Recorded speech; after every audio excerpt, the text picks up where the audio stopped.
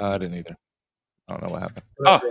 Ladies and gentlemen, we are live on another broadcast in the Roofing on the Rise studios. And got my kids running around too. So, ladies and gentlemen, we're sponsored by Chad T. Wilson Law Firm. And what I love is that when the insurance denies, delays, and defends their position, I have someone to turn to, and that's Chad T. Wilson Law Firm. They help my clients and a lot of my friends' clients get what they deserve. Your clients deserve Chad T. Wilson Law Firm. Today and every day, we have an amazing guest, and today will be no different. Today, I got my man, Levi. What's up, bro? What are you doing? What's up, big guy? How's it going? Good to see you again. Yeah, it's been a minute. We haven't had breakfast in a while. Yeah, I know. I was just, we were talking before we hit record. I was like, we could talk about anything. Like, we can talk, like both of us. It's one thing that we're good at. We are good talkers. Yeah. Well, considering we're talking about roofing and business owners and stuff, we can talk about we can start off by marketing. I think So and mindset. that's the whole thing is raising the roof with Levi, bro. Like, so tell me a little bit about you. Like, tell me about you and what you do over at Amstel. Well, the beginning of Levi. I'm from Washington State. Moved to Texas a couple of years ago. Um, life has been, crazy. I have ADHD. I'm wild. I've had a lot of businesses. I've worked for a lot of people. Done a lot of things in my life. Failed a lot.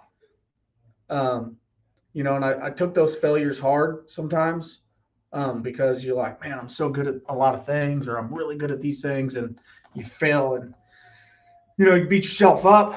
And then you gotta life is tough. I've learned that instead of looking at my failures as failures, I look at them as testing. What do I mean by that?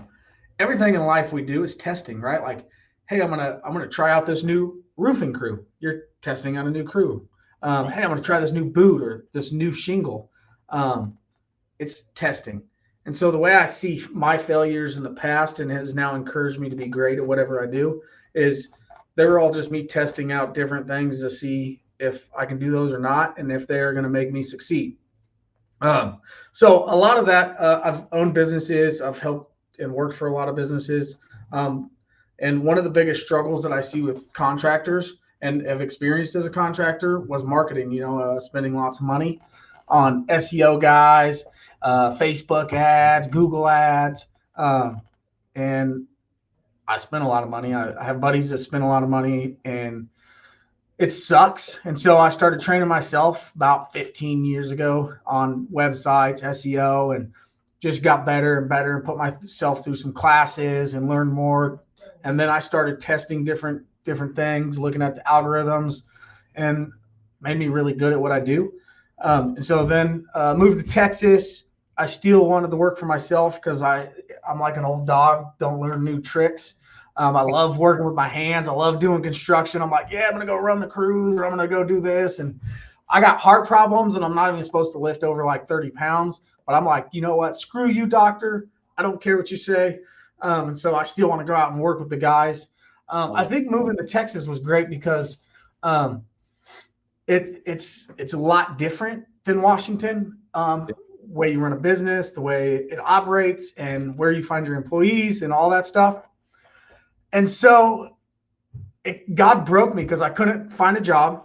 I couldn't get a job because my things that I was good at, people were like, oh yeah, like it's different here in Texas. So then we had a hurricane in Florida, and I had a buddy, and he was like, hey, you should go to Florida and work the storm. And I was like, I don't even know what that means because I didn't know what storm chasing was. But me and my family were running out of money, and I was like, you know what? I got a truck. I know how to make money. I know how to do construction. I know how to sell jobs. I'm going to go start doing some construction in Let's Florida. go. Let's go. So I went and it was good. It was, man, crazy how God moved some things. Me and this pastor guy that never met, we ended up living together in a motorhome, and we went out and we didn't even knock doors. But this is how great God is. Like, we were in this area where it's illegal to knock doors, like it's felony during a storm if you What? don't have a permit. Yeah, and it's felony in Florida to knock doors during Oh, a storm. yeah. So I Yeah, remember when that law went that was a few years ago. Solar was like the big opening into Florida at that time for door knockers if you're going to door knock. But anyhow, go ahead. yeah. So during a storm, pretty much everything becomes a felony in Florida when it comes to construction. So we go there and we're gonna, me and my buddy that I just met, we're gonna start knocking doors to dry out people's houses because I've done restoration. Well, I do. I'm sorry, I was getting yelled at because I was being loud. Done a lot of restoration work, and so we were going to dry out houses that got hit by the hurricane. So yeah. we were going to go knock doors, and God had better plans and bigger plans. We actually didn't even knock a door. We got out of our cars and we're walking to go knock some doors, and this guy walks up. And he's like, "Hey, you guys roofers?" And we're like, "Yeah, we do roofing," but we didn't know it was a felony not to do it. So we were like, "Yeah, we do tarping and everything, you know." And the guy's like, "Well, I got some tarps for sale." And we were like, "Yeah, sure, we'll buy your tarp." And so ends up we buy this dude's tarp, and then we become friends with this guy, and then we go help his buddies move some boats off their docks and get them out of their yards, and we start meeting this whole neighborhood. Well, we ended up doing no roofing, no tarping, and we ended up drying out like this whole neighborhood's like all their houses. And drying out houses there is legal without a license. Um, so it was just this really cool setup, how it all worked. God moved it. We didn't get in trouble. We didn't do anything illegal. And that kind of got my feet wet in the storm restoration. God works, huh? Yeah. And then I stayed in Florida for longer because God orchestrated a bunch of other stuff where I ended up hooking up. I did a client's house. I dragged their house out, and their son ended up owning a construction company there. He was really busy with what he did, but he ended up wanting to be like, "Hey, let's do some business together." And so we ended up doing some business together, and I provided for the family and everything. And then once it kind of like died down in Florida, I came back, and it was slow again. It was Texas, it's Houston area, and I started, I was like wanting to do more marketing. Didn't want to do construction. So I started doing a little marketing for a buddy, and I was doing a little marketing for another roofing company. And Sam, I was going to do this blog about like the top 5 roofing companies in Houston. And Sam was one of the guys that I was going to interview. And I came over to his office. I was interviewing him. And then he was like, "Hey, you want a job?" And I was like, "I kind of got one." And he was like, "Look, like, I want to hire you right now. Like, I need these things from you. I want you to give me a marketing plan in the next 24 hours. And if I like your marketing plan and how you're going to level up my company, I'll hire you." And I was like, "Yeah, I don't know. I'm working for a guy. I really love them," which is TrueWorks. I love TrueWorks. Joel and his wife, they're amazing. Great Big shout roofing company. to them. They are awesome roofing company. I concur with that. Big Yeah. shout out. I was working for them, and I was like, "Yeah, it's just not going to work." And then he's like, "Well, if you want an opportunity," I wasn't making that much at the time. Not enough to even like really provide. It was just enough for like food and little utilities. And I was like, "Sure, man." And so I wrote up a marketing plan, and here I am. Got hired. That's awesome. That's awesome. Yeah. So, I know we talked when we sat down, we talked for like a few hours. Was a great conversation. You could have made our first meeting into a podcast for sure, because your story is very interesting. So tell me about when you moved to Texas. Like, tell me the experience buying a house. How was that? Some things I can't talk about because some legal things. But moving to Texas was the hardest thing of my lifetime. Yeah. Um, I've traveled. I've been a missionary. I've been to third world countries. I've lived in third world countries for like at least a month, 2 at a time. I loved it. Moving to Texas was really hard Yeah. because we bought this house and it was jacked up, had mold in it. We didn't know this. It was all covered up and big thing. I can't talk too much about it. But, Needless to say, we lost like all of our money putting it back in this home. Like me and the wife and the 4 kids and dogs all lived, bounced around for like 3 to 4 months, from hotels to Airbnbs, and we used up all of our money. We got the house a little bit livable. Like at one time when we moved back in, we literally had one bathroom in the master bedroom, and all of us lived in that. Like the downstairs, we couldn't do anything in. The rest of the rooms, actually, we had one more room upstairs that we called the movie room, which is now yeah. one of the boys' rooms. And like, so we could we would have dinner in the movie room. We would hang out in Yeah. the movie room. We'd play games in the movie. It was rough, right? It's still coming together. Like the house, we're finally, getting some more money and putting it back together and everything. It was really rough. I didn't get to really focus on much other than the house, trying to get us back together. Um, yeah, it was rough. And then Man, like businesses ran different in Texas versus like Washington. it's inspiring to hear that you have overcome that. Sorry to interrupt you, but like, and you're kind of flashing in and out there. I don't know if you noticed that, but I don't know what's going on. Maybe your camera or something like that. But um, you're that's something that gripped me. You know, when I talked to you, I think we ate at like Toasted Yolk or something. I can't. I think that's where we met. Yeah, that's your favorite restaurant. It's like my favorite spot for like everything, like pretty much everything. Um, but you were like you were going through it, you know, um, and I could tell that in your mind, like you were battling, you know, all these things, and your dad and your provider and your so much for that family. And I know this because I'm a dad, you know, and I know that feeling. And then uh, you have do you have health problems? Oh yeah. Well, let's hit something else real quick. With my wife, we get a lot. We conquer a lot because she also provides. Yeah, Um, so together, we definitely couldn't have done it without each other. Like we've conquered a lot on big this journey, baby. shout And out to yeah, Wyatt. Just I got heart problems. I have atypical atypical hypertrophy cardiomyopathy. It's like the okay. thickness of your heart, like the bottom of my heart muscles are thicker. All right. Yeah. I was about to say, like, you're gonna you're gonna have to English that for me. Uh, okay, so what does that mean though, right? Like, what does that mean for your body? Like, what Nothing explain really. I don't really care. It means a lot. I'm not supposed to do a lot. Um, I wait, don't go to the doctor. But my wife gets mad at me because of that. When we went to the doctor, I got a defibrillator right here. But you're just not supposed to do a lot, you know. You get shortness of breath, and I can have sudden death syndrome where like I could just die in at any moment.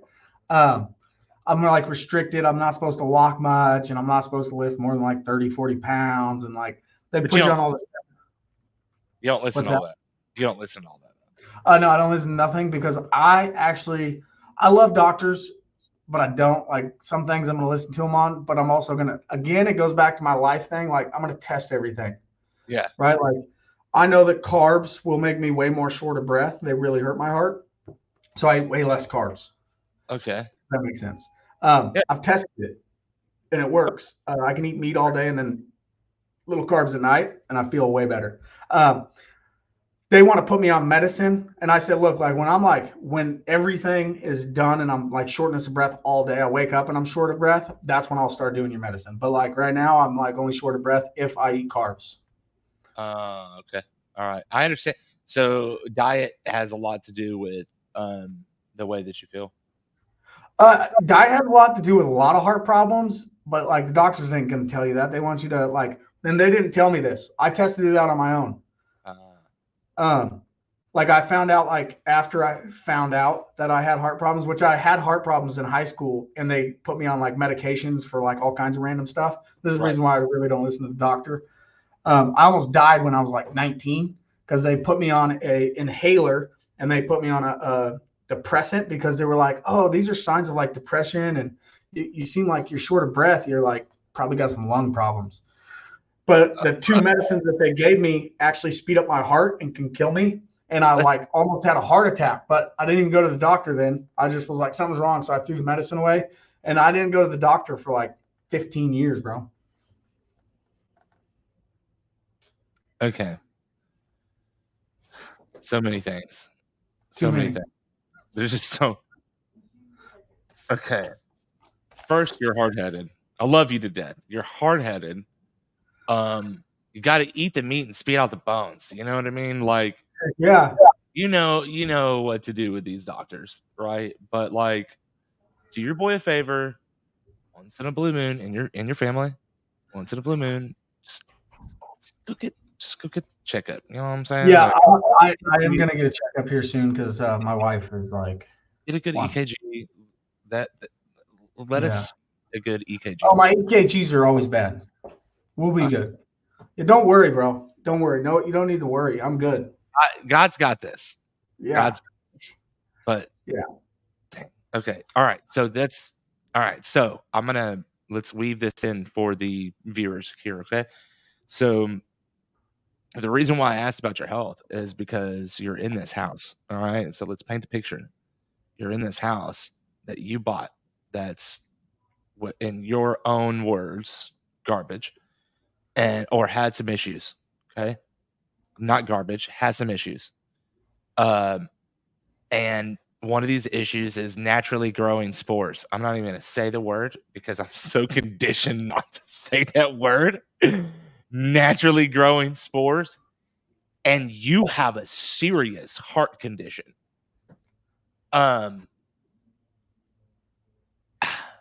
what is your family outside saying about this? Like, what are people telling you? Right? While you're living your life and you're building and you're doing what you can, you're blocking the rooms off. Like I can see this, right? I can paint this picture here. You section off the house and you're making it work, right? You're a family. We didn't section off the house. We literally had the whole house remediated. Oh, So so the reason why we lived in like gutted? just what? So it's gutted? It wasn't like at the beginning, like the whole downstairs was 90% gutted, and then the upstairs had about like 70% gutted. So the reason That why we only lived in 2 rooms is because we didn't have no rooms. Like there was no drywall. Like we still to this day, we still have studs showing and random stuff. well, that's a So beautiful thing though. So you're building, yeah. right? You're My rebuilding. family, they've come to the house. They see my dad comes, he helps. My mom's here right now helping us. Like it's awesome. Like my aunt and uncle come visit. Hey, like it's life. Like people see it, it's life. You can either cry about it. Negative info. You're getting positive. Yeah, they're cool. Good. Good. But nobody, everybody else is dealing with life It could be also. worse. Like It could be worse. oh, They could be telling you to move back, and oh, your life everybody did. is better and all this. Sorry, I just Definitely have told us to move back. And dude, you know how many times I've broke down and I was like, well, let's just move back to Washington. But God told me that I'm just teaching my kids to run. wow. So and that's what it would be like. I'm just running from a problem. And that goes back into like life and testing things. Like I've ran from problems before. I don't want to run from this. I want to teach my kids to be resilient, to be thick-skinned, and not be soft. Like life sucks. And the one thing I tell all my kids, and this is what I wholeheartedly believe, like I hate the word fair, right? There's nothing fair in life. Like there's and it like I'm not saying that in this like morbid or negative way. Like life ain't fair. Like there's nothing like the term just I feel like it's a stupid term because like there's, like, it's not like there's nothing. I don't even know how to like describe it, but it's not even fair. Like there's nothing fair about nothing. Like you have something, I have something, we all have something, we work, we grow, we all have problems. Like you have problems, I have problems. Right. You have different struggles with your kids and wife, and I have different struggles with my kids and wife, and we got to grow through those. Nothing's fair. Yeah. Like, because you like, if we were all literally the same person and did the same stuff every day, then we could talk about fairness. Because then like we're all doing the same thing, act the same way, think the same way. But fairness just needs to be thrown away because that's a stupid word. Mm. Mm. Uh, that's real right there. If you're watching and you're listening, that's some good stuff right there. Um, it's a hard lesson to learn. It's a hard life to live, you know. So that's why I'm like I'm peeling back, you know. So all right, so you're living and you're going against what the doctors are saying, opposed to what the doctors have told you for, the last 20 some odd years, right? Um, Now, working at Amstel and living in Houston, completely different kind of world. How's your family take, be instead of being up in Washington and being here in Texas? What's like the biggest difference that you feel that your family is taking? I don't know what you mean. Like, what do you feel that how do you feel, your family takes, moving from Washington to Texas? What are their like, do they miss anything? They miss us a lot. Yeah. But they probably like, oh, that's just Levi being crazy again. But they miss us. Well, what about your kids? Like, what do your kids think, right? Uh, I don't know. The kids like it here, but they don't like it here. They miss a lot. Like Washington's beautiful. We can go fishing and not have to worry about alligators and snakes and stuff. You can Yeah. go fish in the mountains and it's beautiful. And they miss a lot of stuff. Like the snow and playing in it and sleds and all that good stuff. But again, my kids are resilient and I want them, and they love this. Like even though they miss things, I teach them like, hey, we miss these things and that, yeah, this sucks. Like, let's feel that. It sucks. But let's keep our heads up. We think about the fun stuff. And that's how they think about it too. Like they we miss all this or this sucks, but we're doing this and this is great. I love it.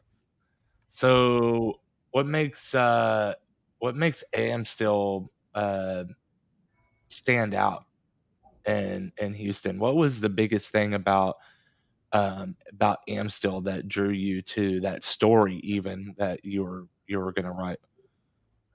Uh, when you do any kind of research of roofing company in Houston, Amstel is going to pop up. They have the most reviews. Okay. And I can go. Here's a little advice for homeowners and for roofers. You can find fake reviews. Like you can get on them, and there's like plugins for SEO companies that can Yeah, see like how many reviews were posted at one time. Like you can go through them and see the history of those people that are giving the reviews, so you can tell fake reviews. All that to say, I went through a couple hundred of Amstel's reviews, put them in my plugins, and there's nothing fake about them. They're all real.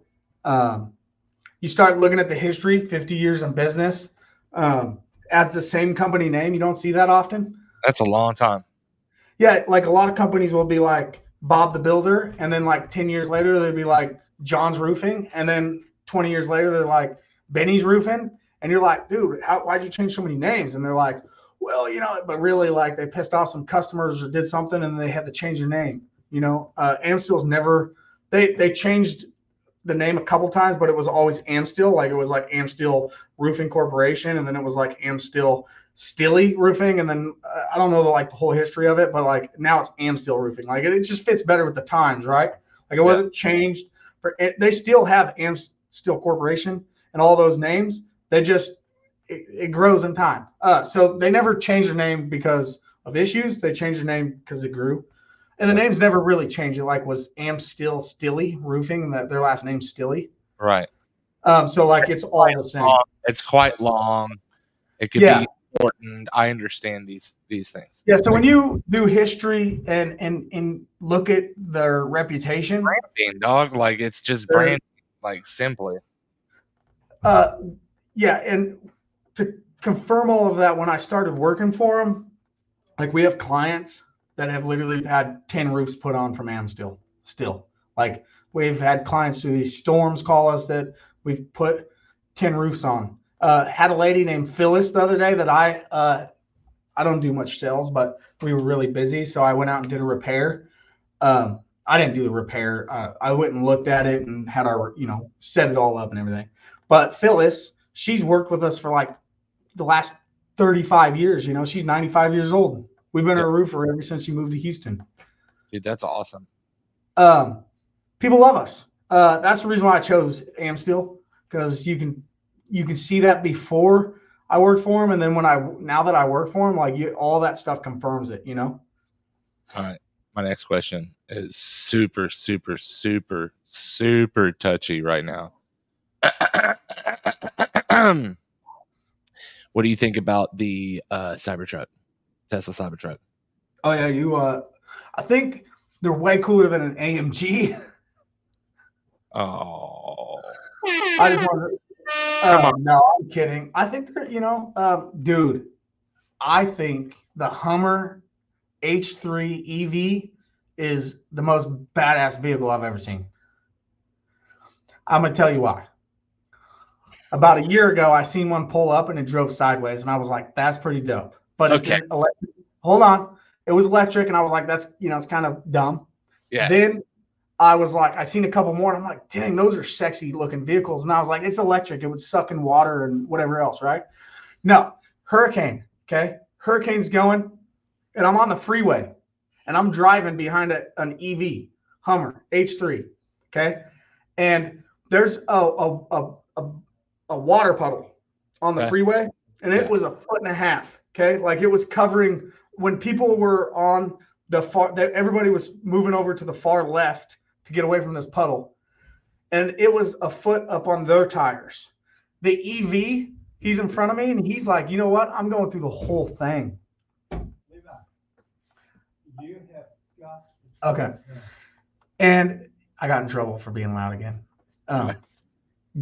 He goes through this puddle. It's like 1.5 feet, had to be, man. Like it was going over his hood, and it was about 50 yards long. He drove through that thing like a boss with me, bro. Okay, so I feel like the Tesla truck, it looks like a rolling stainless grill for one. No, I haven't driven a Tesla Cybertruck. I don't have to because I don't like the appearance. I think that first off, right after the hurricane, I didn't see a single Tesla truck driving around. I seen a bunch of gas trucks driving around though, saving everybody in electric cars, and everybody else. I mean, I needed some saving. I had to reach out for help. I mean, with no electricity, I'd turn into listen. If I am sick or no electricity, and I'm supposed to have electricity, I don't know. It was a really contentious. Couldn't get a hold of nobody. You already know. You went through it, right? Anyway, I think that these trucks are gonna have. They're gonna continue to have problems. And I feel like we're also gonna see a bunch of these trucks get repoed.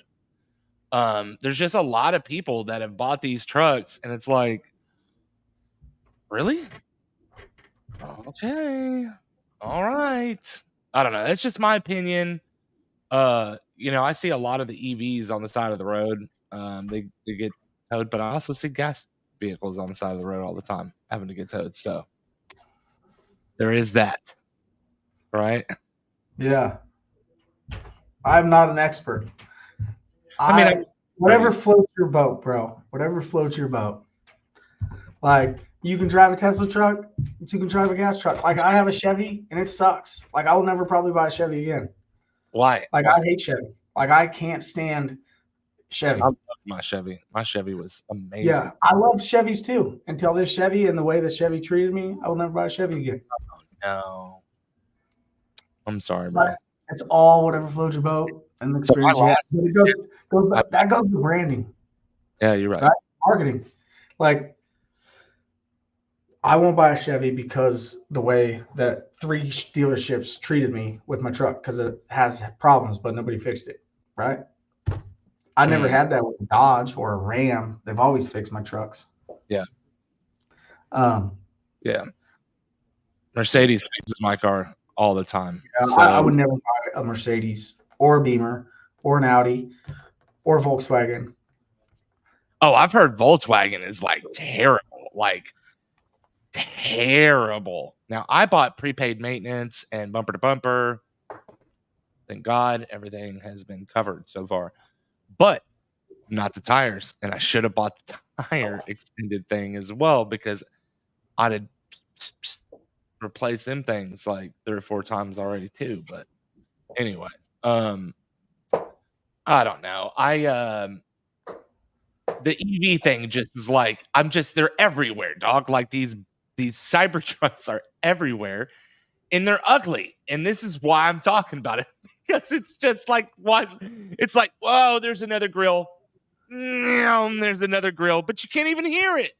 You can't even hear it.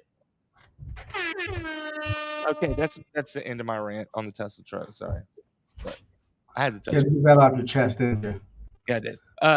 Content creation. Hey, everybody. Marcus is coming out of the closet, and he loves Tesla trucks.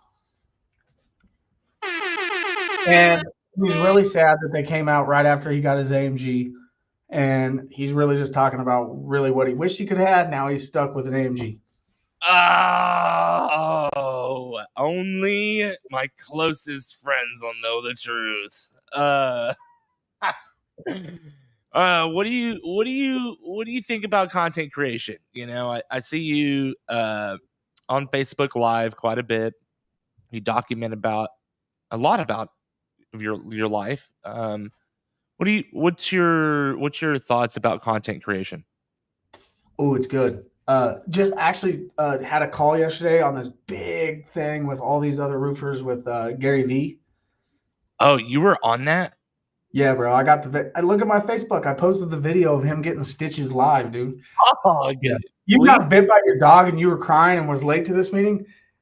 Gary V was getting stitches as he was teaching us about marketing, bro. Hey, listen, I have been thinking about letting my wife come and put butterfly bandages on this because I need stitches, dog. Like, you'll be fine. It'll heal. Maybe I should do it. Duct tape and super glue, baby. It's not the same when someone like me does it and then Gary V does it, right? It's the same. Everybody's tough. No, but content creation is key into running a business nowadays. And year after year, it's just going to get way more bigger, more important. Why is it so important? Oh, man, like lots of reasons. Like, who are you? Like, people want to know who you are. That's how you learn people. That's how you know who they are. Like, who's coming to my house? Like, I know that if I go hire a plumber, okay, let's just use that for an example. I need to hire a plumber. Okay. And 4 guys come out and give me estimates. I'm going to get on and see who the tech is, right? I want to know if that guy was partying the night before or whether he's with his or good person. Does it make him a better plumber? No.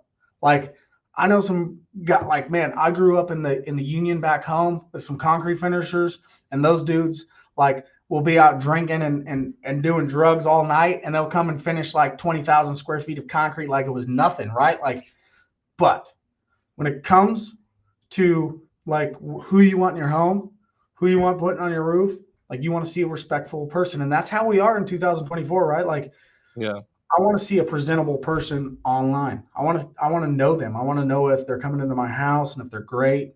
What they talk about, like, are they educating me about plumbing?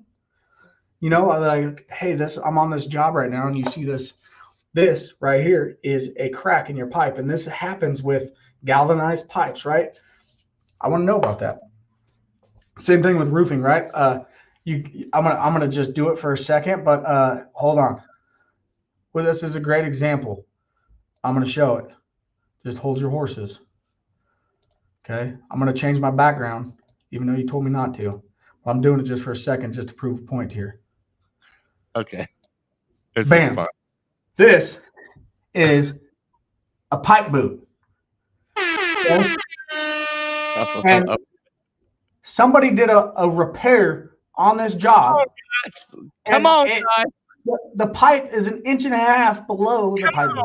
Man. Come on, man. It's installed wrong. We could do better. Come on. This is in Houston, right?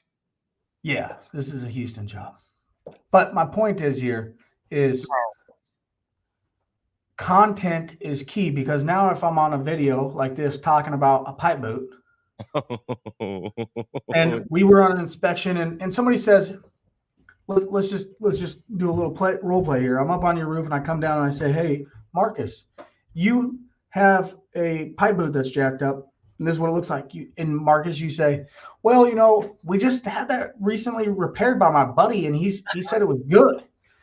Like, how do I explain? How do I not be mean to Marcus's buddy and be like, dude, your buddy sucked, right? He ripped you off, Marcus, on a bad pipe boot. He only charged us like $200. He charged you $200 because it's not done right. Right. Did he educate you and tell you that you needed a plumber to come out to extend that pipe so that now rain is going into the hole? Did he educate you? No, he did not. But like, how do you do that without offending somebody? You do it through content. Like right now, like, hey, Houston, this is Levi with Amsteel Roofing. And I'm not doing this to sponsor myself. I'm doing this as like content, right? Giving guys examples on how it looks. Like, hey, this is Levi with Amsteel Roofing. I don't even have to say my name because I got my shirt on, right? Like, hey, guys, your Houston roofer here. If you look above me here, this is a pipe jack of a inspection that we recently did for a customer. Their buddy did this for $200. It's jacked up. This isn't good. You see that 1.5 inch gap between that? Water's getting into their house and they have a leak. We need to get it fixed. Boom. 30-second content. Boom. Educational. That's it right there. Marcus had a repair done by his buddy, and Levi comes out and he's seen this video before I came out. And now I show you your problem of this of a boot. You'll look at me and be like, hey, I know what you're talking about. My buddy did a bad job. You're not even going to argue with me that your buddy does it, because you're going to know that your buddy did it wrong, and you're going to have words with your buddy later. I don't need to tell you that your buddy sucked. Ooh. Your content is to educate and to inform. And it's for all businesses. That's where we are for all businesses, right? Like, why are you the better nail salon? Why are you the better hairstylist? Why are you the salon? I like that. I'm actually about to interview an owner of nail salons. He's got like 7 nail salons. There you go. He's got to build content. Yeah, he does. That's why we're going to do a podcast, because he needs to. Content is key in 2024, and you need. I'm glad you say that. Like, I agree, 120%, 120%. And you're 120% on point too. What's your future goals? What's your long-term goals right now? Man, I don't know. Taking my background off. Taking my background off. The pipe jack's actually not too bad. So future goals is to make Amsteel a household name. Okay. Like big time. Like we're a household name, bro. Right. But we're gonna be the household name for roofers. We're doing that. We're getting closer. Yeah. I also like to help people on the side, just give them advice with marketing, because man, I know so many roofers or so many contractor buddies, and they're all getting ripped off by a marketer right now. So that sucks. But I'll give them like little advice just to help them out. I don't want no money or anything. I just like helping them out. But My future, my family has a a tech stack that they've been working with um, to help develop some of these things, and we're building out some things for the roofing, or they are building it out for the roofing industry. So, might get involved, might not. I'm interested. I'm interested in helping people exactly what, like you're saying. Instead of them having to get ripped off, they could like really automate a lot of this stuff, yeah. and um, and I know that's what you're there for, right? To help bring that to the Amstel brand. And you know, I was born here. I I did a lot of storming, so I was across the states, and then I came back. So I've been here for about 4 years as an adult. Um, as I came here, it's hard to miss Amstel. Amstel's all over the place.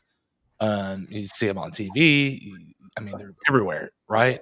And so, but then I actually met um, I met Sam, and it was an awesome experience, you know. And so I I like the brand. I like what they're doing.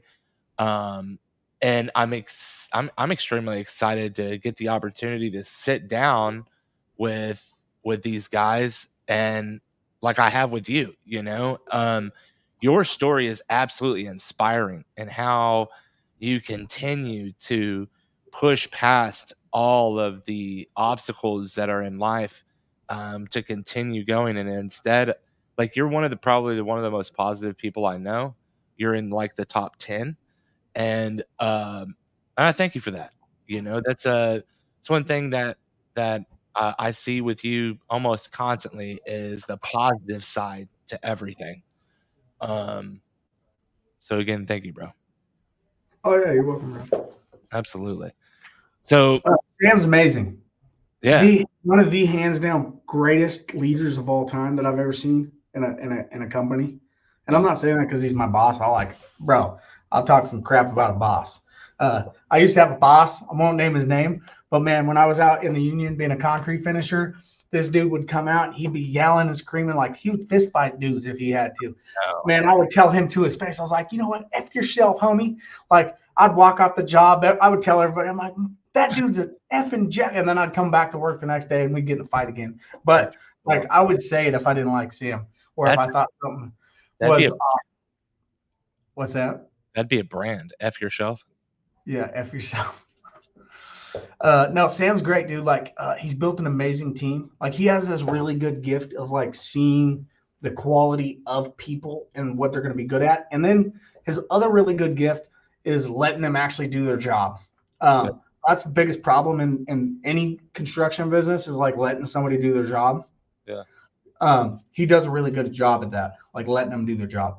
And then, like, if they do something wrong, he's not like a dick. He actually will come alongside, help you work out, and let you grow through that instead of like make you fearful. I love it. If you could leave our listeners with one key takeaway from our journey today, what would it be? Oh man, I don't even know. What would you say it would be? I haven't had a listener ask me. That's interesting. You know, have faith, and to continue to believe in yourself, and try new things, right? Um, and still did that by bringing you on, and I think that's a beautiful thing. And seeing the growth is awesome, and that would be my biggest takeaway is, you know, believe in yourself and try new things. What do you Like, what's your takeaway? What's your takeaway? you know, test. Like, just keep testing and grow and be the best you. I Like love that's what it's all about. Uh, the guy I was yesterday, I could either be better or worse than him today. it. Ooh, that's deep. Yeah. It's it's just the way I look at life. Like, man, 10 minutes ago, am I better now? Did I say stupid shit to you and make me dumber 10 minutes ago? Or did I say stuff that's going to edify me, edify you, edify the people around me? Yeah. It goes like that far back, right? Like, did I represent, and I suck at this. Like, I yell at my wife sometimes. I yell at my kids sometimes. I'm a jerk sometimes. Like, I make mistakes at work. We all are. But Maybe.